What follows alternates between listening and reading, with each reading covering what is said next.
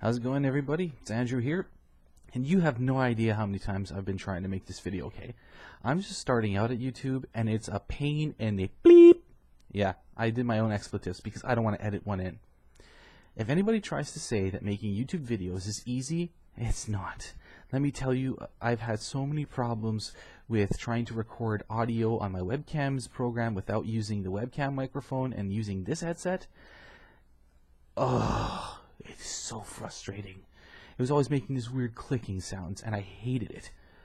But I think I've got it to work.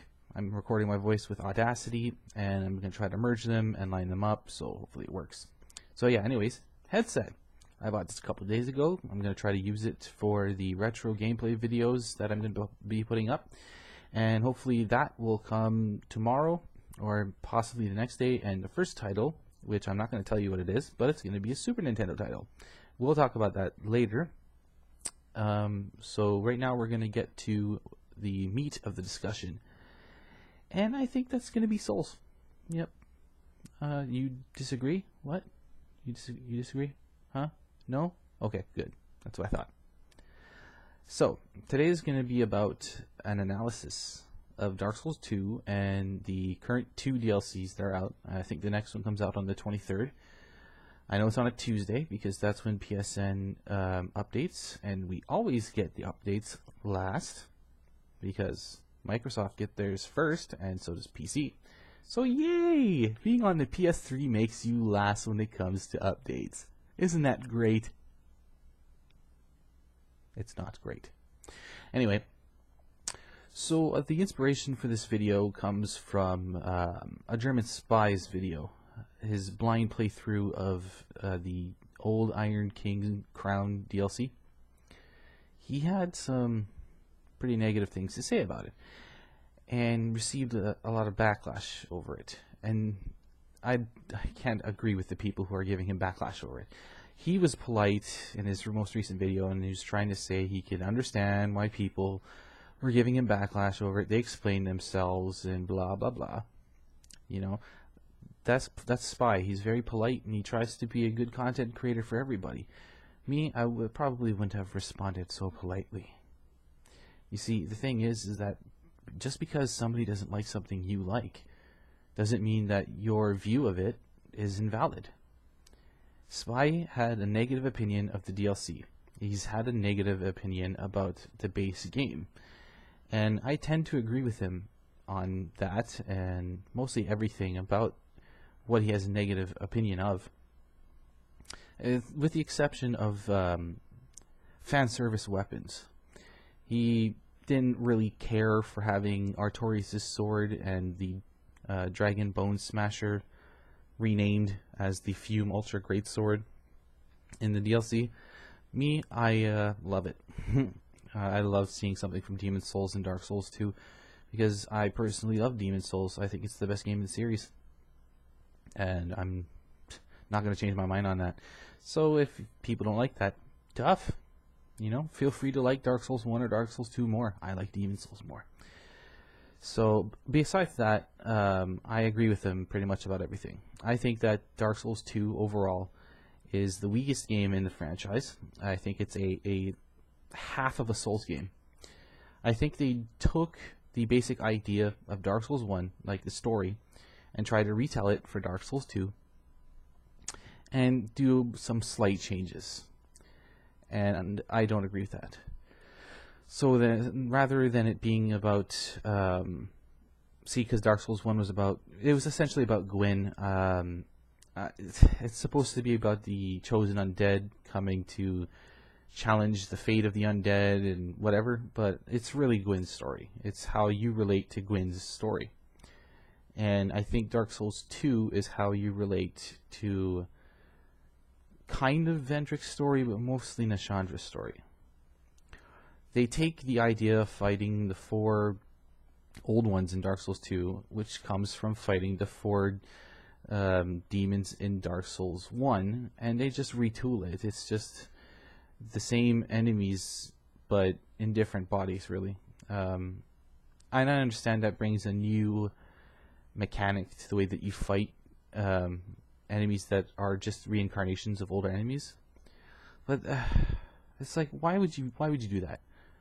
Oh, the soul of the Old Witch of Izalith is immortal and it just inhabits a new body. Same with Seath, same with Nito. It's just, why would you do that? Why wouldn't you just create an entirely new story? Why does it have to be a sequel? You know, I kind of would have liked it in a way if the Souls franchise kind of mirrored the Final Fantasy franchise, where each new game was its own world and own story type of thing.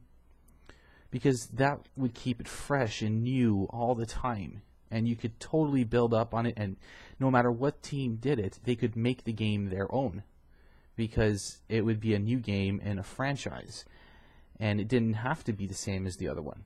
I know people like to have sequels, but a sequel depends on, does it have to be linked to the first game, or can it have most of the same mechanics as the first game, but be a completely new world, a completely new story, a completely new character? What do you consider to be a sequel?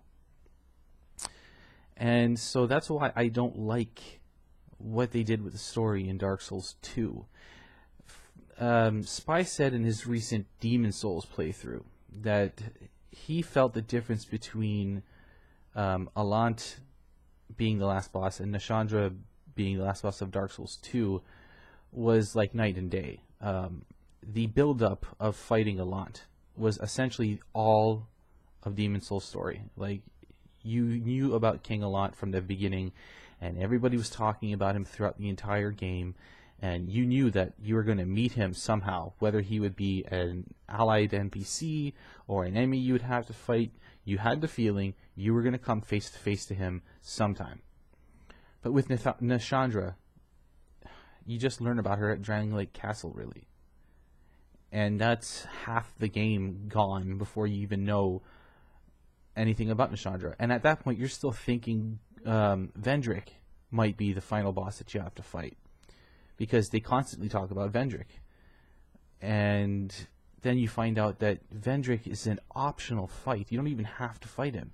You gain really nothing from fighting him except for his soul, which you can use to make some decent weapons, and his armor set, which is also decent. But if you don't want it, there's no loss, really. You don't. Having his crown doesn't give you anything.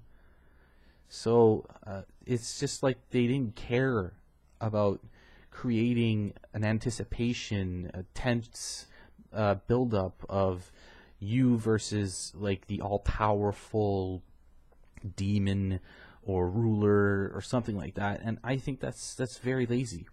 And one thing that kind of frightens me is the idea that they're going to take the 3 DLCs and make a kind of alternate true ending. Yeah, I hate that. That is the epitome of lazy to me. It's also, what's the word for it? I want to call it gouging players, because if you don't buy the season pass, you're paying $30 to get the true ending. If you do buy the season pass, you're paying $25. It's an ending that should be in the game, and it's not. I hated it when Capcom did it. I hated it when Square Enix did it. I will hate it if From Software does it. And the only reason they would really do that is because they would be pushed to do it by the publisher. And that's why publishers can suck. But anyways, that's another topic. I don't want them to use the DLC as a way to create an alternate ending. That should be in the game, the base game. And if they do that, I'm going to rage. I'm going to rage. And I hope others would too, because that's wrong. But that's the thing with Dark Souls 2. Most of it feels wrong. It feels incomplete. It feels like it's a mishmash of fan service by including a lot of stuff from Dark Souls 1 and poorly thought out enemy mobs. And it's like they chose random enemies to place in 2 locations. Like, for example, the Grave Wardens. Why are the Grave Wardens in Earthen Peak? It doesn't make sense. Mytha has no relation to the Undead Crypt. She has no relation to Vendrick. She's just there as a boss stuck in her own vanity. So what do the Grave Wardens have a reason to be there for? Sorry for stuttering, but you know what I'm saying. Why are they there? It doesn't make any sense. It's like they decided, well, we need more enemies, so let's just put, these enemies that you're not going to see again until the second half of the game there. And it doesn't make sense. I don't understand it. So, and then the DLC, it's adding more enemies. It's like, let's make this harder by throwing more enemies at you, Same generic poison mace enemy, same generic poison lance enemy. Oh, let's throw in some statues that don't cause poison. Instead, they cause petrification. And it's just like, I don't know. And what's the deal with Dance of Fire? That's the most pathetic pyromancy I've ever seen. I hated it. There's nothing good about it. The startup from when you cast the spell is ridiculously slow. The range on it is even worse than the startup is. It's just, what were they thinking? Fire Snake, awesome.